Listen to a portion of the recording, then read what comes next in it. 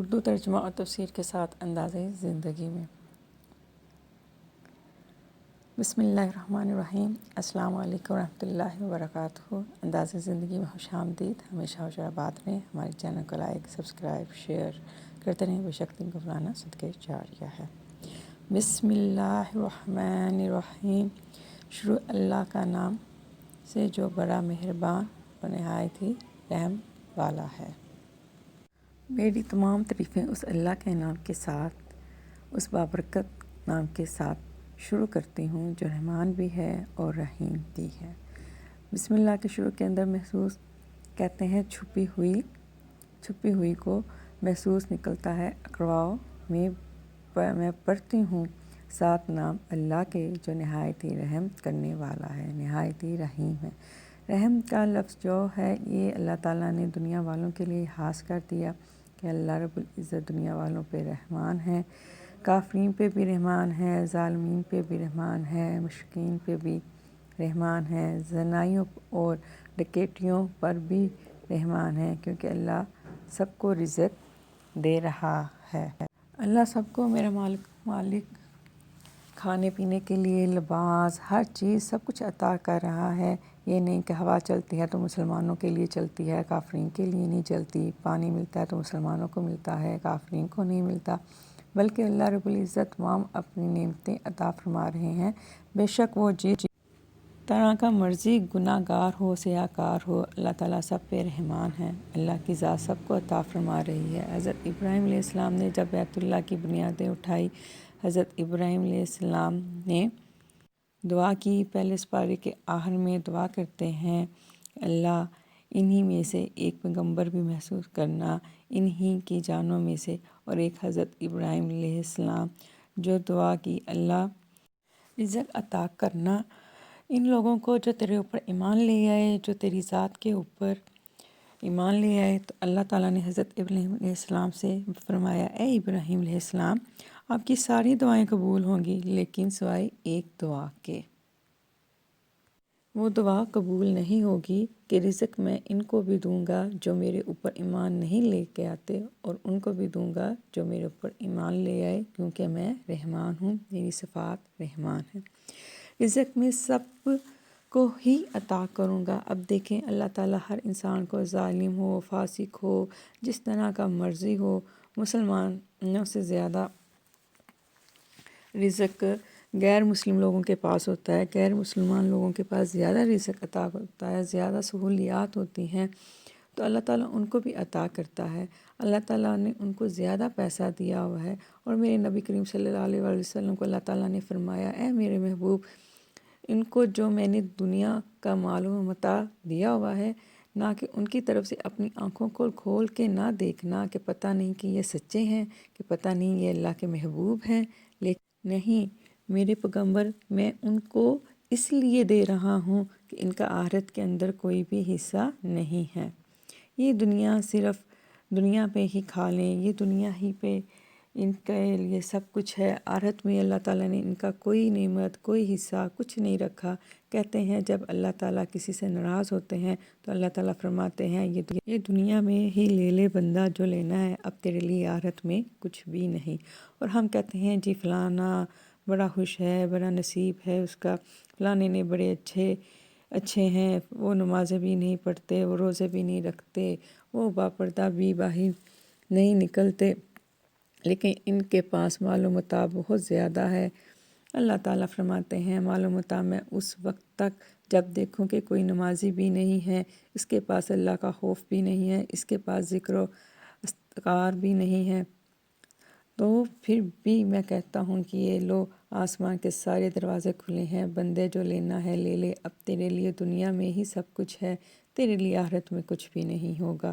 دعا مانگا کریں کہ اللہ ہمیں ایسا مال عطا نہ فرمائے کہ ہماری آخرت میں کوئی حصہ نہ رہے، یا اللہ ہمیں وہ نعمتیں عطا کرنا جو دنیا کے اوپر بھی کھا کر تیرا شکر ادا کریں، اور آخرت میں بھی یا اللہ تیرا شکر ادا کریں۔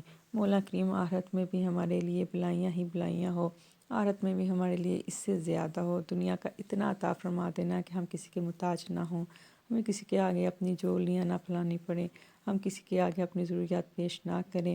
اللہ رب العزت ہمیں اتنا عطا فرمائے کہ جس طرح آپ کے محبوب نے فرمایا کہ یا اللہ میں بھوکا رہوں پھر پیٹ بھر کے کھا لوں اور تو پھر بار بار تیرا شکر ادا کرتا رہوں۔ رب کائنات فرماتے ہیں، اللہ فرماتے ہیں اگر تم کھا کر میری نعمتوں کا شکر ادا کرو گے، الحمدللہ کہو گے، تو اس سے بھی زیادہ عطا کروں گا۔ یہ رحمان کی تفسیر تھی کہ اللہ تعالیٰ کافرین پر بھی رحمان ہیں، مشرکین پہ بھی رحمان ہیں۔ اب جو لفظ رحیم ہے، رحیم کا لفظ یہ آخرت کے لیے محسوس ہے، یہ آخرت کے لیے تفسیس ہے، اس کی تفسیس آخرت کے لیے ہے۔ اس کی تفسیس آخرت کے لیے کس طرح ہے کہ رب صرف اپنے ایمان والوں پر رحیم ہوں گے، کافروں پہ کسی قسم کا رحم نہیں کریں گے۔ اللہ کافروں پہ کس قسم کا رحم نہیں کریں گے؟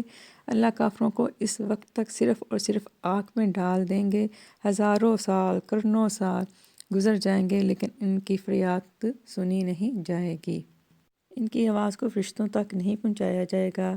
جہنم کا دوغا جو چوکیدار ہے مقرر کیا جائے گا قیامت والے دن۔ نبی پاک صلی اللہ علیہ وآلہ وسلم نے فرمایا کہ وہ اتنا بدصورت دروغا ہے کہ اگر وہ دنیا والے ایک نظر دیکھ لیں، اگر وہ اپنی دنیا والوں پر ایک نظر ڈالیں تو اس کی بدصورتی کی وجہ سے بے ہوش ہو جائیں، کہ وہ جہنم کے لوگوں کا پہرا دے رہا ہوگا۔ جہنم کے لوگوں کے اوپر اسے مقرر کیا جائے گا قیامت والے دن۔ اب وہ دروغا چوکیدار بیٹھا ہوا ہے تو اب وہ کافرین ہیں، اس کے اندر مسلمان بھی ہوں گے۔ اس کے اندر ایک گروہ ایسا ہوگا جسے جہنمی پوچھیں کہ ظالموں کیا کر کے آئے ہو، کہیں گے ما کنی مسلمین، تھے ہم مسلمان لیکن ہم نے کبھی نمازیں نہیں تھی پڑھی، ہم نے کبھی اللہ کے آگے جھکے نہیں تھے، ہم نے دنیا کے اندر اتنے مصروف تھے کہ دنیا اتنی محبوب تھی کہ ہمارے دن رات دنیا کے کاموں میں ختم ہی نہیں ہوتے تھے، تو ہمارے پاس نمازیں پڑھنے کا ٹائم ہی نہیں تھا۔ تو ایک گروہ دوسرے گروہ سے اس سے بھی زیادہ عزت کے اندر ہوگا۔ جہنمی اس سے سوال کریں گے کہ آپ کیا کر کے آئے ہو، کہیں گے ہم نمازیں بھی پڑھتے رہے ہیں، حج اور عمرے بھی کر کے آئے ہیں، اللہ کے ہر نیکی کا کام بھی کر کے آئے ہیں، لیکن ما لکم انی مساکین، ہم نے کسی مسکین کو کھانا نہیں کھلایا تھا، ہم نے کبھی اللہ کے آگے اپنے مال کو خرچ نہیں کیا تھا، ہم نے کبھی اپنا مال خرچ کرنے کے لیے اظہار نہیں کیا تھا، ہمارے پاس دینے کے لیے کچھ ہے، کوئی غریب آ جاتا تو ہم اسے جواب دے دیا کرتے تھے، ہماری اپنی ضروریات بہت زیادہ تھی، پھر کیا ہوگا؟ اب وہ رو رہے ہوں گے، چیخ رہے ہوں گے، چلا رہے ہوں گے، ہمارا یہ جو دن اور رات کا ایک وقت مقرر ہے 24 گھنٹے ہے، تو جو وہاں کا ایک دن ہوگا وہ 50 سال ایک دن کا ہوگا۔ اس 50 سال کے دن کے مطابق 70 سال ہوں گے۔ 70 سال تک پانی مانگ رہے ہیں کہ اللہ ایک مرتبہ پانی دے دے، لیکن ان کو پانی نہیں دیا جائے گا۔ مسلمان قرآن پاک کے اندر 30ویں سپارے میں سورۃ نبا کے اندر اعلان کرتے ہیں کہ اپنی جہنمی میں نے جہنموں کو تیار کر دیا، جہنم تاک لگا کے بیٹھے ہوئے ہیں کہ کن کے لیے؟ ماں آبا، جو تیرے سرکش بے نمازی جو لوگ ہیں ان کو جہنمی کے اندر گرا دیا جائے گا۔ الا انبیاء ای بقا، ہزاروں قرنوں سال جہنم کے اندر رہیں گے۔ اب 70 سال ہو گئے ہیں، پانی مانگ رہے ہیں، ان کی فریاد سنی نہیں جا رہی۔ دوغا بولے گا او جہنمیوں کیا بات ہے، جاؤ اللہ سے ہمارے لیے فریاد کر دو، دنیا میں اتنی سہولیات دینے والے، یہ گرمی ہم سے برداشت نہیں ہوتی، آج لائٹ چلے جائے تو 1 گھنٹہ ہم سے گزارنا مشکل ہو جاتا ہے، پنکھے جھول جھول کر مشکلات میں خود کو ڈال لیتے ہیں، ہم گھروں کے اندر UPS کے انتظام کرتے ہیں، جنریٹر لگاتے ہیں، AC لگاتے ہیں، اس جہنم کے عالم کو سوچو وہ کس طرح کی ہوگی۔ رب کائنات وہ تاک لگائے بیٹھی ہوئی ہیں، وہ کون سی سرکش جہنمیوں کو کبھی اللہ کے ہاں کو رکوع اور سجدہ نہیں کیا، جنہوں نے کبھی مسکین کو کھانے نہیں کھلائے، جو بے پردہ ہو کے باہر نکلتے ہیں، اپنے چہروں کی زینت کر کے غیر مردوں کے سامنے آ جاتی ہیں، وہ تمام جہنمی ان لوگوں کے لیے تیار کر دی گئی ہے۔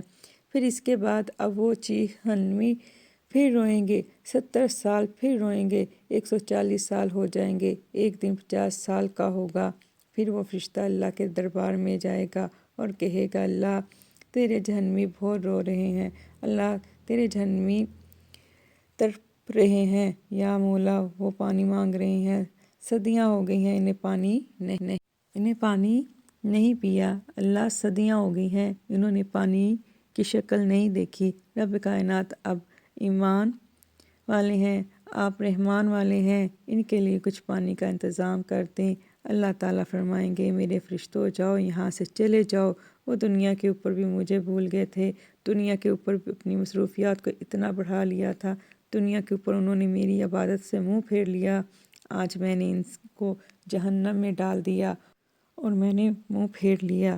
جاؤ، اگر وہ پانی مانگ رہے ہیں، اگر وہ رو رہے ہیں تو اللہ کیا دے ان کو؟ نہ چھپنے کے لیے کوئی ٹھنڈک ہوگی اور نہ ہی انہیں کوئی مشروب دیا جائے گا، اللہ پھر کیا دے؟ اللہ فرمائیں گے جاؤ گرم کھولتا ہوا پانی اور ان کے جسموں سے گندا خون پیپ جو نکل رہا ہے، بڑے بڑے پیالے بھر کر لے جاؤ اور ان کے منہ کو لگا دو۔ اللہ فرما رہے ہیں ہم ظلم نہیں کر رہے، یہ بدلہ دیا جائے گا پورے کا پورا، کیونکہ ان کو امید نہیں تھی کہ ہم ان کا حساب لیں گے۔ وہ بڑی بغاوت میں آگے تھے، بڑی نافرمانیاں کر کے آئے ہیں۔ اگر ہم اپنی زندگیوں کے اوپر ایک نظر ڈالیں تو ہمارے پاس ہے کیا؟ ایک نماز پڑھ کر ہم اپنے آپ کو سمجھتے ہیں ہم نے نماز پڑھ لی، ہم نے بڑا کام کر لیا، اور ہم اپنی نفس کا بجائے ہم کسی کو دیکھیں کہ فلانا یہ کر رہا ہے، فلانا یہ کر رہا ہے، کسی کی نکتہ چینی کریں، اپنی نفس کو دیکھتے ہیں، اپنے نفس کا مقاصبہ کرتے ہیں۔ ہم کیا کرتے ہیں؟ کون سا عمل ہمارے پاس ہے؟ قرآن پاک میں 70,000 عمل ہیں، کون سی عمل ہمارے پاس ہے؟ آؤ اپنے محبوب صلی اللہ علیہ وسلم کی راہ پہ چلیں، آؤ اس کی عمل پہ اصلاح کریں، قرآن پاک کے اندر دیکھیں قرآن پاک ہمیں کیا کہتا ہے۔ کیا ہماری دنیا میں یہی کام ہے؟ بچوں کی پرورش کر لی، گھر کا کام کر لیا، کھانا بنا لیا، فلانی ڈش، اپنا ٹائم اپنی خواہشات میں برباد کر دیا، تو کیا ہم لوگوں نے یہی کرنا ہے؟